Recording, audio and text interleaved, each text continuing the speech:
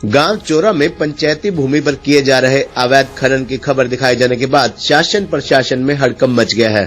खंड विकास एवं पंचायत अधिकारी इस मामले की जांच के लिए गांव में पहुंचे और पंचायती भूमि का निरीक्षण किया, जहां पर बड़े स्तर पर खनन किया गया है। मौके पर मौजूद ग्रामीणों ने बताया कि सिंचाई विभाग का ठेकेदार बीते करीब 1 वर्ष से पंचायती भूमि पर मिट्टी और रेत का खनन कर रहा था। ग्रामीणों के रोकने के बावजूद अवैध माइनिंग का काम नहीं रोका गया और अधिकारियों ने भी ठेकेदार के खिलाफ कोई एक्शन नहीं लिया।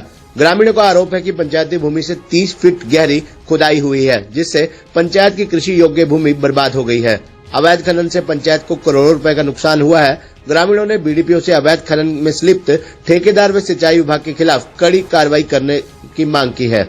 अवैध खनन के जरिए पंचायती भूमि से निकाले गए रेत को दिखाते हुए ग्रामीणों ने बीडीपीओ से सवाल किया कि ये खनन किसकी अनुमति से हुआ है। ग्राम पंचायत की तरफ से कोई प्रस्ताव नहीं दिया गया, बावजूद इसके पंचायती भूमि खोद ली गई।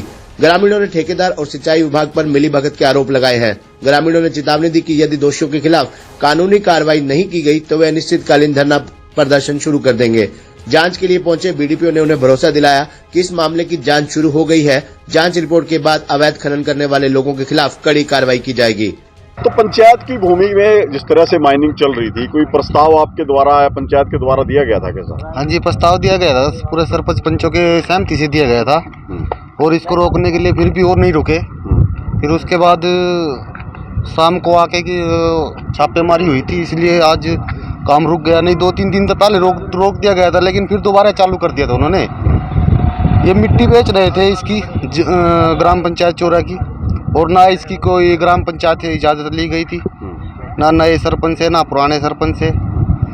इसके बारे में अब जानकारी हमें कुछ नहीं थी। तो पंचायत को क्या नुकसान हुआ है? पंचायत को पंचायती जमीन सारी खुदाई होगी, इसका फायदा कौन सा होगा? पंचायती जमीन की मिट्टी से ही मान कर चलो, मिट्टी खुदाई होगी, पंचायत जमीन पे रही क्या गया?